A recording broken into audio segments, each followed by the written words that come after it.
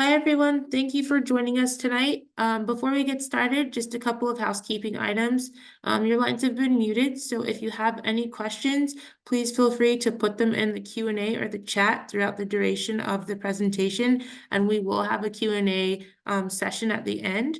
And without further ado, we will get started right now. Thank you. Good evening, everyone. My name is Tatum Wright. Excuse me. I'm with Medtronic, and I work alongside with Dr. Nagpal. Thank you for joining us for this webinar this evening. Before Dr. Nagpal gets started, I just wanted to let you know a little bit about him. Dr. Nagpal is fellowship trained in minimally invasive surgery, robotics, endourology, and is accredited by the Endourology Society. His areas of clinical specialty include robotic oncology, minimally invasive surgery, kidney stone disease, and endourology, as well as BPH and large prostate. Dr. Nagpal joined Arizona Urology Specialist back in 2019. Dr. Nagpal has held numerous leadership and academic appointments, having served as a clinical instructor at Tufts University, a clinical research fellow at the Imperial College, London, clinical fellow, EVMS, grant reviewer at the Physician Services Incorporation Foundation in Canada, a faculty member in the basic surgical course, and an examiner for medical students at Imperial College, London. Dr. Nagpal was also last year awarded Phoenix Top Doc for 2023. So with no further ado, I will go ahead and introduce our speaker this evening, Dr. Kamal Nagpal. Good evening, everybody. Thank you, Tatum, Natalie, and Courtney, and Medtronic team for organizing this event. And thank you all for joining and giving your valuable time for this presentation. So today we will spend the next 30 to 40 minutes talking about overactive bladder and bladder control problems and some other incontinence issues. So as you can see from the slide that bladder control problems are pretty common. The main problem is people actually don't talk about it. As with any other medical problem like diabetes, hypertension, bladder control problems are very common as well. But the key factor is the patients normally don't bring it up and they find it embarrassing. And you can see here that more than 50% of the people who have incontinence haven't even discussed with their doctor. And that's where our job is. And this is one of the things which I do, educational webinars, so that patients can have education about it and they know that this is not what they have to live with.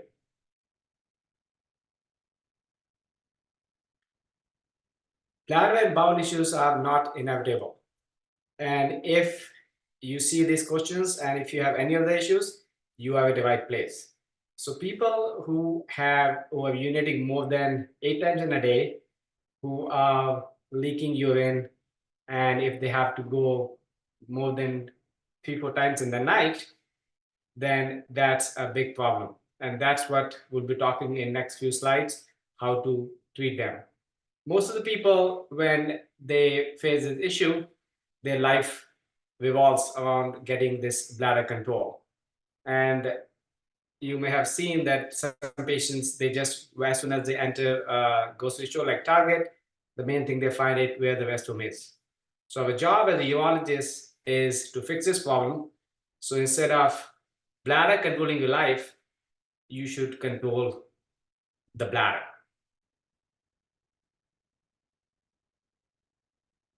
And it is not, you're not alone in this. It is a very common problem. As you can see from this slide, it affects 1 in 6 adults. Like any other disease, like high blood pressure, diabetes, bladder control is pretty common. And approximately 43 million people in the United States, they're affected by this. And it doesn't spare any race. It affects all ages, all races, and bladder control can subsequently lead to a lot of other issues. It can lose your quality of life.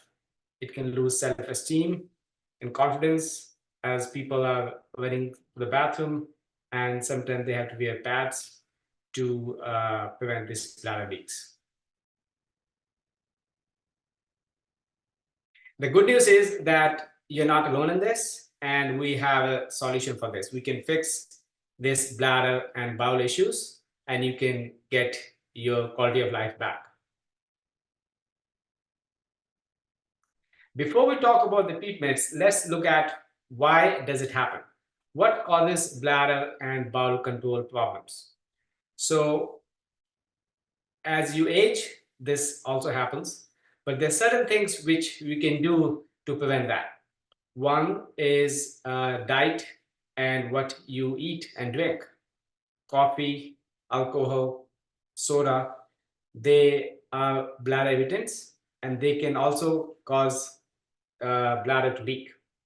There's certain medications, like some antipsychotic medications, which also has issues with bladder, and people who are on this medication, they are not able to control their bladder and have urinary incontinence.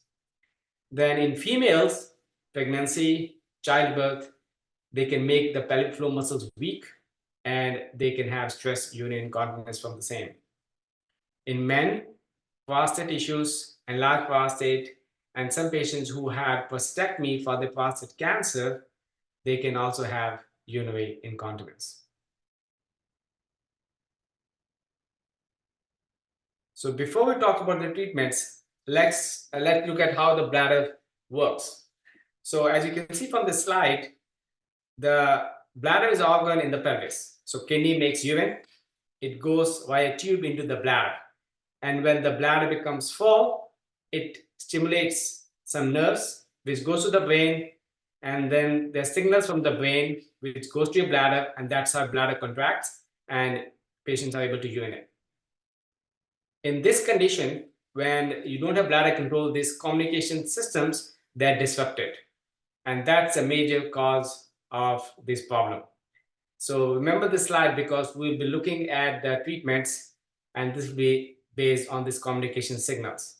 So there are a lot of treatment options, which we'll be talking in next future slides, but the main one being the InterStim that actually fixes these communication signals. And same with the bowels. It's just same analogy like bladder. When the rectum becomes full, the signals go to the brain, and by the brain, it comes back to the rectum, and that's how you can pass stools. And when these signals are disrupted, as with bladder, this causes fecal incontinence as well. So the three most common bladder problems are stress incontinence, urinary retention, and overactive bladder. The problem is when the patient comes, you don't know which problem they have. The patient normally present with leaking of urine, and therefore you need specialists like us, a urologist, who can determine what is the main problem, so you get the right treatment. Stress incontinence is when people leak with any stressful activities like coughing, sneezing, and jumping on trampoline. Urinary retention, when patients cannot empty their bladder. And overactive bladder which is a more common problem, is when the bladder is irritable and you have urgency and frequency. So stress incontinence, as I mentioned, is when you leak urine with coughing and sneezing. People who, a lot of patients come to me, they say, I was jumping with my kids, Dr. Nagpal, and then I have a small urine leak. That's very embarrassing. So that's how you figure it out, what is the problem. And then there are certain treatments for stress incontinence. However, this is not the main talk for that, but definitely we can help in that as well. Pelvic physical therapy is one of them, and there are certain agents, bulking agents, which can also help in stress incontinence. Urinary retention. So when the patients cannot empty their bladder, then they leak. And the reason is, you can imagine like a bucket. A bucket, when it's full, then it overflows. Same with the bladder. When your bladder is full and you cannot empty completely, it leaks. And the treatment for that is relieving that obstruction.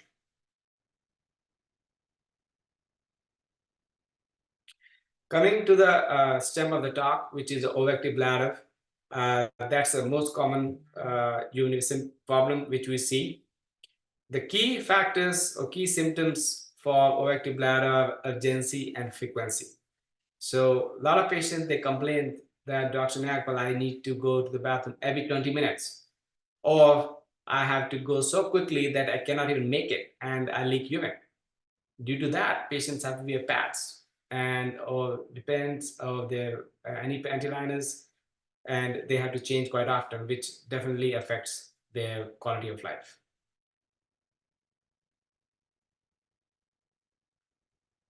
Fecal incontinence. It also happens in patients who have signals, brain signals, they are not working very well and they're disrupted. And these people, they cannot hold their stools, and they have slight leakage of stools as well. It can be due to urgent incontinence or passive incontinence. In urgent incontinence, patients, when they feel they have to go, by the time they reach the bathroom, they have already soiled their underpants. And in passive incontinence, they have inability to feel that when they have to go. In that case, they are just soiling even though they don't feel that they have to go. And that again is due to the mechanism where the communication barrier between your brain and the rectum that is disrupted. The various treatment for the overactive bladder. It goes from the left to right, from non-invasive options, conservative management, to the invasive options. So we always start with lifestyle changes. So as I was mentioning, there's certain food which you can avoid that will prevent your bladder to become irritable. So the most common foods being coffee, tea, alcohol, soda. If you taking a lot of it, then obviously if you cut it down, that really helps to control your bladder. Then we have old medications, and they are advanced therapies. We'll look at this in future slides. So lifestyle changes are mainly being diet changes, avoiding bladder irritants, and exercise can help as well. In people who have stress incontinence, exercises like pelvic floor physical therapy, Kegels exercises, they can make the pelvic floor muscle strong and can help in urinary incontinence. Medications. So there are a lot of medications which we can use for patients who have overactive bladder. The main problem with the medications are that they cause some side effects, and after some time they stop working. The side effects of the medications are dry mouth, constipation, and blurry vision. These medications, how they work is they act on the bladder. They relax the bladder. That's how the bladder becomes more calm down and your leaking becomes less. However, they don't work on the communication pathways, which we initially looked at the slides. And as you can see from one of the surveys, 3 out of 4 patients, they stop their medication within 6 months. And the reason being either because of side effects, or after using for some time, they become ineffective.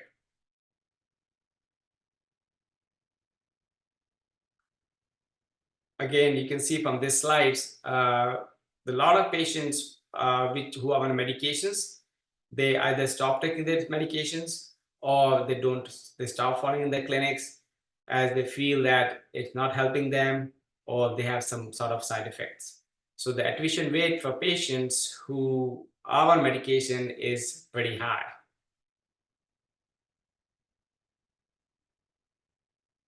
Coming to the advanced therapies.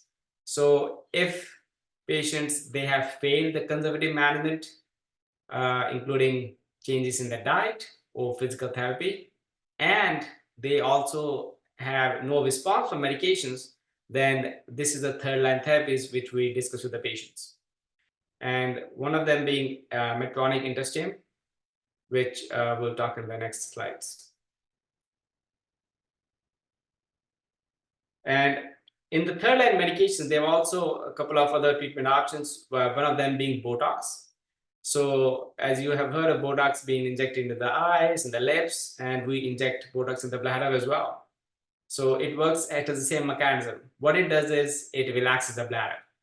It is an outpatient procedure where we put the Botox in the bladder, and that causes bladder to become less irritable. The problem with Botox, as with medication, is, as you can see, 2 out of 3 patients, they discontinued their treatment after getting first injection. And the reason being, one, sometimes if you give Botox, the patients cannot urinate at all. The reason is it works so well that bladder becomes so relaxed that patients have to use the catheter for some time before they can start urinating again. And as with medications, after some usage, Botox also sometimes become ineffective.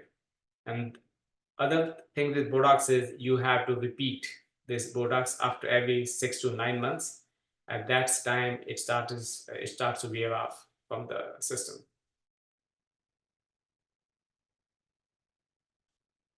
PTNS, also called percutaneous tibial nerve stimulation. This is a very good therapy as well. It is very safe, effective, and minimally invasive option where the nerves which are supplying the bladder, you kind of stimulate them in the ankle. So the ankle nerves go to the pelvic nerves, and they also join the nerves to the bladder. That's how it works. It is a very good treatment. However, the main problem with PTNS is that you have to do every week for 12 weeks, and then it is a little bit time-consuming process. And also, you have to have maintenance therapy, which is done monthly. Sacral neuromodulation, also called Interstium, is one of the best treatments for overactive bladder. How it works is, if you remember the slide from before where I discussed about the communication barriers, this actually works on the root cause of the problem. The signals which are disrupted, it fixes that signals. And the beauty about this procedure is we do in 2 phases. The first phase is where we do the procedure in the office, where we trial run. So we put a small electrode in the back, which near the tailbone, where that electrode stimulates the nerve which is going to the bladder. And that's how it fixes the communication disruption which has happened in patients who have overactive bladder. Then we leave it for 1 week, and you don't have any battery or anything inside your body. There's a small harness which patient wears for a week.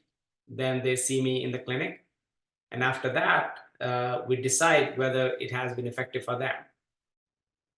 Most of the patients, when they come back, they say, Dr. Nagpal, I had a great response, and then if they had a great response, then we go for the permanent procedure. That permanent procedure involves a small incision in the back, around 1 to 2 inches, and where, as you can see in the photo, the battery, where we put this battery, that's how the signals get transmitted to the nerves. And this battery lasts for 8 to 10 years. So patients don't need any medications, they don't need any Botox, and this just works amazingly well for them. And a lot of patients come to me and say, Dr. Nagpal, I think I should have done that earlier. And it has changed their lives. So it's a great option for patients who have overactive bladder. And as I mentioned, this test, this is the photo where it shows for the first week when you have to wear that harness. That's how small it is. You can it can be under your shirt, so nobody knows about it. You just have to wear for 1 week, and that's how we test it to see if it before putting the implant in you, whether this will be working for you in future or not.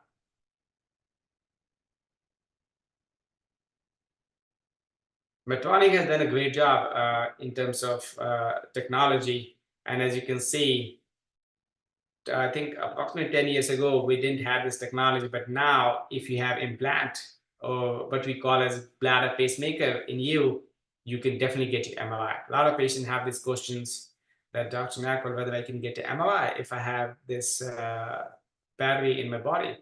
And the answer is yes. This has been fully tested. And the good thing about this is that you don't even have to turn on the battery. There's a mode where you can press, and that's how it works, that it goes into MRI mode. And once your MRI is done, you can get back your intestine signal on. So it is totally MRI safe. So is it the right therapy for you? So as I mentioned, you have to go through a few steps before you can be considered for this InterStim. So patients obviously should have a lot of significant symptoms, frequency, urgency, leaking. Then we try them on medications first, and they have to fail 1 to 2 medications before they are candidate for this InterStim. So they should have significant symptoms, and they should have failed physical therapy as well as some medications before we consider them for this InterStim procedure.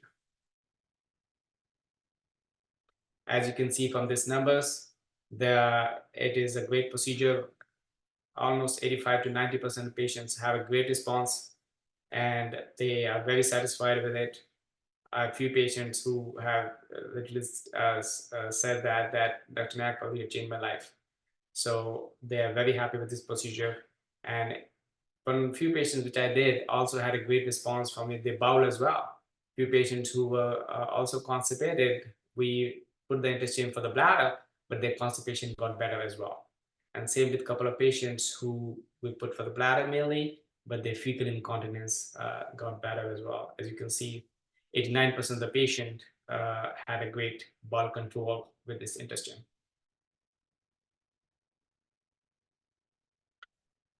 So this InterStim basically lets you control your bladder and bowel, so you don't have to be dependent. Your life doesn't revolve around the bladder. You actually take control of your bladder, and that's how this works. Thank you very much for listening, and thank you very much again for joining and giving your invaluable time for this evening. I'm happy to take any questions. Perfect. Thank you so much, Dr. Nagpal. Now we're moving into the question and Q&A portion of tonight's webinar. So please feel free to put your questions into the chat or the Q&A box. We'll also be launching a poll on your screen shortly, and please feel free to also complete that. So Dr. Nagpal, we'll start with the first question. Is this procedure covered by insurance? Absolutely. Yeah, so as I mentioned in my last slide, you have to, we kind of have to meet certain criteria. But if you have significant symptoms and if you have failed medications, then absolutely it is covered by insurance. That's why it's important to see a urologist so we can go through the proper pathways and make sure the insurance covers it. But yes, absolutely. Great, thank you. The next question we have is, I only have overactive bladder or overactive bladder-like symptoms at night. Would I be a candidate for InterStim? Yeah, definitely. I have patients who just have nighttime frequency and with emergency as well. So they are definitely candidates for InterStim as well. Again, we have to do some tests to figure that out. So, but answer is yes, they are definitely candidates for InterStim. Once we demonstrate that they have overactive bladder, and once also we kind of make sure that they have failed the medications. Great, thank you so much. We have another question from the audience. Does this system take care of both bladder and bowel control issues? That's a great question. And the answer is absolutely yes. And that's the beauty about this procedure. It actually works on that pathways, the neural communications, which we were talking about, the neural disruptions. And fortunately, the bladder and bowel, they have the same disruptions nerves. So the nerves which are responsible for this problem, they actually are almost same. So that's why when we put this InterStim, it works for both the bladder and the bowel. A lot of patients, sometimes they have different responses, but I've seen if the patients have both bladder and bowel incontinence, they have significant improvement in their incontinence. Great, thank you. The next question we have is, I had my prostate removed due to prostate cancer, but I'm experiencing bladder incontinence. Could I be a candidate for InterStim? So that's a little bit tricky question. The answer, it may not be the best option for you if what I'm thinking is what it is, that just prostatectomy and then you have significant leakage. For that, actually, we have different procedure, and that's also, we have a great procedure, which is not the purpose of this talk, but it's the InterStim is mainly for overactive bladder, and after prostatectomy, the main problem happens is there is no support on your pelvic floor muscles, and the prostate, which is providing support, that's removed. So that is mainly a stress incontinence. For that, the procedure is a little bit different. So this may not be the best option for that. Thank you, Dr. Nagpal. The next question that came in is, what is the recovery time from both the test and the implant? Again, a great question. The recovery from the test is actually, there is no recovery. It's like going to your doctor and getting a shot in the back. It's the same thing. We do as outpatient procedure. It takes 15 to 20 minutes. We give you some numbing medication, put the electrodes, you have harness in the back, and you go home. You put your clothes on and nobody knows about it. You come in 1 week, and there's no downtime on that one. For the second one, the full InterStim, I would say that also is pretty quick recovery. It's outpatient procedure, very small incision. We give you numbing medication as well for that. Most of the patients, they do great. I've never received any call from them that they had significant pain, and they're up and about in 2 days. Awesome. And then kind of a follow-up to that question is, where is the procedure done for the implant? So we normally do at the ambulatory centers, ambulatory surgery centers. That's where we do a procedure. That's most of the time we do it. Sometimes, depending on the insurance, we have to do in the hospital, but most of the time we are able to do at the ambulatory surgery centers. Great, thank you. The next question is, how can I schedule an appointment with you if I'm experiencing symptoms? Yeah, so we have actually, you have the slide where the phone numbers are written, but I think as you mentioned, Natalie, that if they can put this poll, right, you guys, we can take your numbers, and then my office can call you. So, and we can get your appointment quickly. So either you can call the number which is written, but if you have some problem with that, if you're not able to get in touch, then definitely you can. Are we getting the numbers, Natalie? I don't know what you Yes, said. yes. If you just put your, enter the poll, yes, you'd like to schedule an appointment or be contacted to schedule, then we can follow up with you. Yeah. So yeah, if you can do that, that would be great. So anybody who is interested and wants to make an appointment, as Natalie mentioned, if you can put your numbers, your phone numbers, and your name that you're interested, my office will call you within 48 hours. Perfect. And the next question that just came in was, can I travel or go through an airport with an InterStim device? That's a great question. The answer is yes, you can, and there will be no sensor which will be beeping off. A lot of my patients have that. It is totally safe. You can travel wherever you want. Only thing you can't do is scuba diving. So that's one thing which you can't do, but otherwise you can travel and do all the activities. Great. And this seems to be the final question is, I have a pacemaker. Could I also get an InterStim implant? Absolutely, you can.